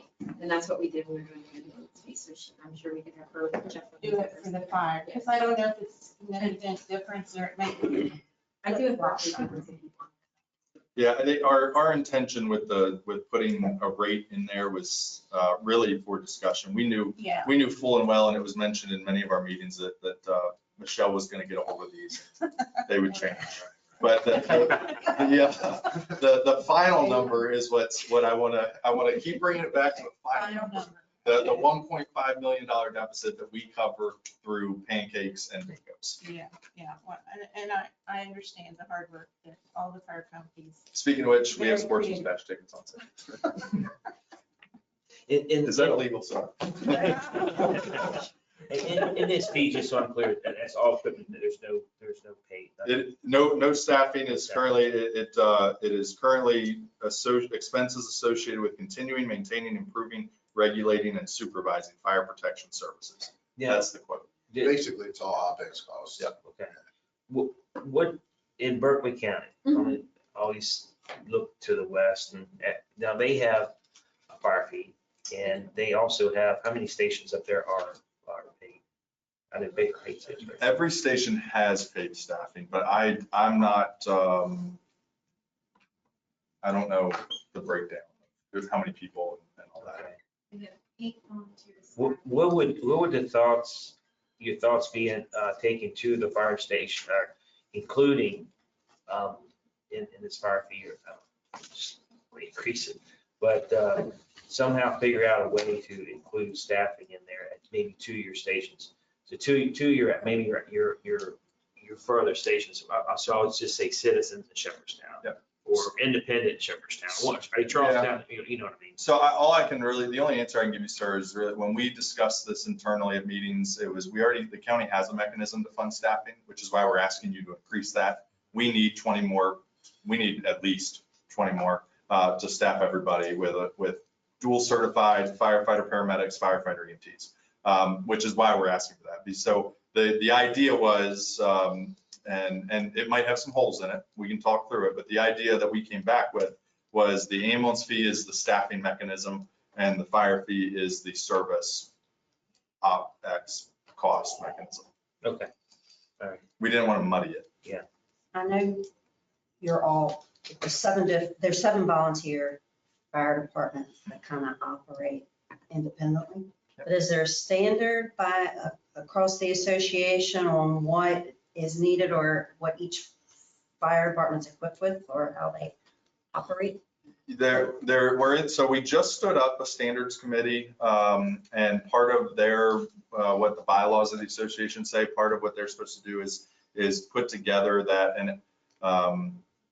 that type of structure. We do have operational guidelines that outline an engine is this, a rescue engine is this, a rescue is this, et cetera. So I think we have a partial affirmative answer for you. Yes, we do have that, but does it need to be built out more? Absolutely. Yeah, I know this is down the pike. If we ever figured out the funding portion was to have a strategic plan of, where the fire departments are located, their terrain, what piece of equipment most suits their area, but then also what can be used as backup for others. So it's not just, well, I saw this tanker and it was a pretty good price, so I thought I better get it. Because that happens. I know that. It does. And I think if you look at right now, the apparatus of the 7 organizations that make up the Jefferson County Fire and Rescue Association, there has been thought put into them, where ladder trucks are here, everybody has an engine. The rescue is, easily accessible. The only heavy rescue in the county is easily accessible to Route 9. The rest of us have kind of supplemental rescues, like we have a rescue engine, as do others, but so I think I would remind, I guess would be the term I would use, that we do put a lot of thought and a lot of collaboration into that. And the times in the past when people have, put things in service, it's been brought up. It's been discussed, amongst ourselves of, what's the concept there, what's the reason there. But So I think we do pay attention to that. We do. It's not a race to see who's got the newer piece. It really isn't. We do try to complement each other, you know, Okay, fill in to make gaps sure. where there's- There is a real partnership, and we don't show that all the time, but, you know, November, it'll be my 20th year in the service, man, and I'm telling you, we work together. And it's not always easy. And sometimes we make decisions basically because it's the most cost efficient way we can make something happen. And, you know, we don't always agree with those things, you know, so, you know. To give you a real world example there, Commissioner Tabb, last night, I was in Jefferson area, so I'm sorry if I get this wrong, but there was a structure fire in Burgard Boulevard, how do you pronounce that word? You know, truck 2, Citizens Fire Company responded with their ladder truck because they knew engine 4 was going to respond. Those pieces of apparatus complement each other. So, you know, that's kind of type of a real world decision where we work together every day. That, you know, these pieces of apparatus complement each other. That's what's going for. That's what we're taking first because we know engine 4 is coming. Let's take a specialty truck, you know, and so that's that type of those types of decisions are made every single day across the service. Thank you. To some of the commissioners' thoughts on, you know, having 7 different stations, 7 different chiefs. What's the thought of having a chief of the system? Is that something that would, I mean, can you even do that with volunteers? I don't even know. I would say that I don't think we would be prepared to discuss that right now, since we're representing the Fire and Rescue Association. We would need to get. Okay, I just thought I'd ask. Yeah, we can gladly have that conversation off the record. Okay. But I neither of us can speak to you right now about that. Mike's gonna throw a pen at me. Yeah. Yeah. Yeah, you should see it coming. Yep. There's a delay though, so I'd still get hit. Well, I don't have any answers for you tonight, but I will reiterate what others have said. I'm glad to see this much thought that has gone into something and that I can see you have worked hard on, and, you know, you just have to figure out the best path forward. You know, I still have some questions, but I still think this is a very good effort. And you're coming to us in a non-confrontational manner. And I know we've been across the table at times when it's been very confrontational. And I want to find a way that we can work together on this. Yeah, and I think, you know, with the closing here, I mean, I was made it very clear that obviously I would prefer a referendum. Made that very clear to you. If when you go back and talk to you know, at your station, I mean, I just don't feel that I'm glad we're here. I'm glad we're here talking about this. I understand the needs and I just I would prefer to see if we have the ability to send it to referendum. In the meantime, I'll send, you know, Tisha Vice an email and just say, hey, if we did have a capital improvement fund, what kind of money would that be? Just so we know the number. We know the number, and it might be nothing, or might be such a low number, it's not worth it. You know, I can tell you out of the impact to you now, the only one I can remember off the top of my head is that it's Parks and Rec. That for every permit it's pulled, they get $950. That not bad for a while. So I don't know what it would be for fire. So, but I will do that tonight, tomorrow, and just see if they can give us a ballpark. I know they won't be able to give us something exact. And they might need some more stuff from you all to run some numbers, but it'll give us something to just to look at, I think. Okay, that's fair. Yeah. Well, Yeah, I'm sorry, go ahead. I would just say, you're approaching titular buys. I think it would be better if we have a motion that you do that. Okay, we'll do So that. that the commission is in agreement. You're Okay. taking those steps. Yeah, sure. No, that's fine. I don't have a problem putting a motion for it. Yeah. And anybody else have anything else? I think I would just echo what everyone said. I think it was really well put together. I know I definitely appreciated kind of their sheet on transparency and that people will be able to see where the funds are being spent. I think that's really important. Anything? Yeah, I just wanted to say, for those of you that knew me when I got elected, I ran on abolishing the ambulance fee. I did. And about 3 or 4 years ago, I started saying we need a levy for that. And I still feel we need a levy for that and for fire. Just remember, it is a tax. We understand that. And we understand it's going to be painful. We get it. We live here. Our families are here. But it's not a cigarette tax. It's not gas tax. This is money that goes towards helping those kids that fall off the swing set when your house catches on fire. This is to improve life in Jefferson County for the people who really don't know the real truth about. They don't realize it's all volunteer. You know, they expect that stuff. So kind of think of it that way. Either way it comes out of somebody's pocket, I totally get that. But this is about improving life. This is not just something we're shoving in front of you. You got to pay that. You never know where it goes. It goes back into the community. So No, I definitely appreciate you. I'm going to take one quick second. I really appreciate the collaborative effort here and the transparency that you guys are giving us and giving us the opportunity to be able to talk to you openly like this. It's a big problem to solve. It has been. You guys aren't the first to hear it. You know, and I appreciate the opportunity to be able to work with you on it. Definitely. One question I would have would be to move this ball or any ball forward, what do we need to work with Ms. Gordon to kind of massage some of these numbers, get the data, work with her to see what, you know, what a square foot, you know, cost might be? Because, you know, one could argue that's the most, Yeah. you know, whatever, it's getting late. Fair, the most Yeah, fair, fair thank you. The most fair approach would be, you know, my house is 3,700 square feet, your house is 1,000, you know, maybe we shouldn't be paying the same fire fee. And that's what So- Berkeley County does. It's based on square footage of the house or the So- structure. Is that something we can do, or does this body have to give her permission to work with us on that? I don't think anything's prevented you from asking her questions so far. It's going to be dependent on her ability to respond. I think yeah. if you want to, Yeah, you're a citizen, you can ask her questions on how I think it. I think I'm looking for a little bit more than that, though. I want, you know, that part, I want to be able to work with her Oh, okay. to, you know, to get numbers, you know, build out this, because eventually we're gonna, even if we do, you know, I guess if we did a levy or a referendum, we wouldn't, but it's gonna be helpful no matter what. So- Okay. Well, I'll just make the motion that we grant permission for the Fire and Rescue Association to interact and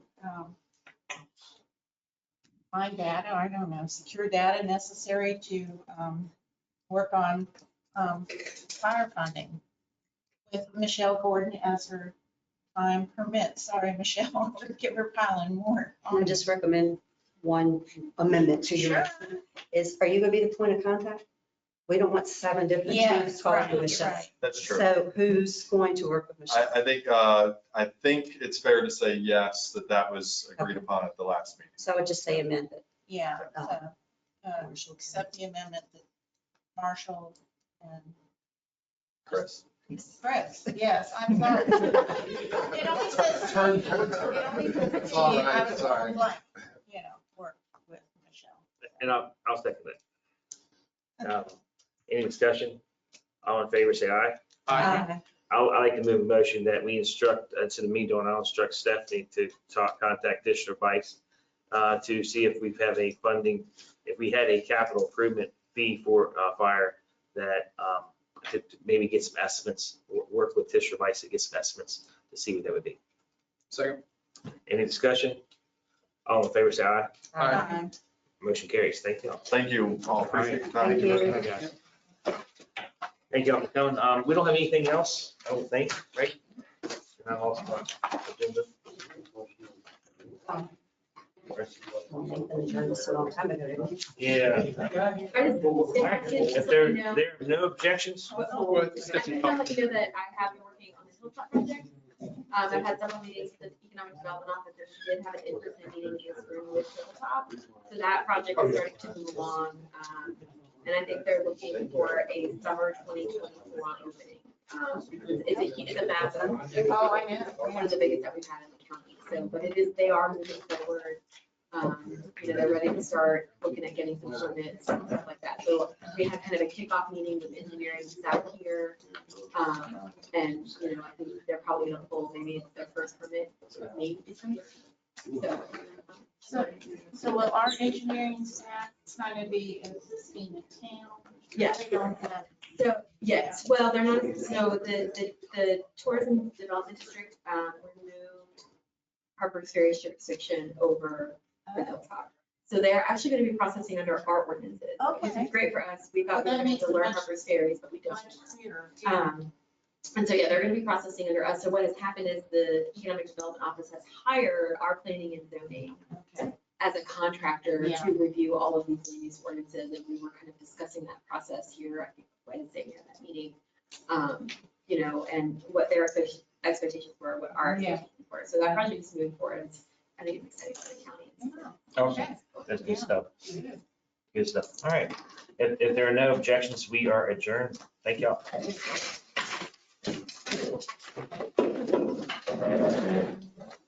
Hey, Marcia, where do you outfit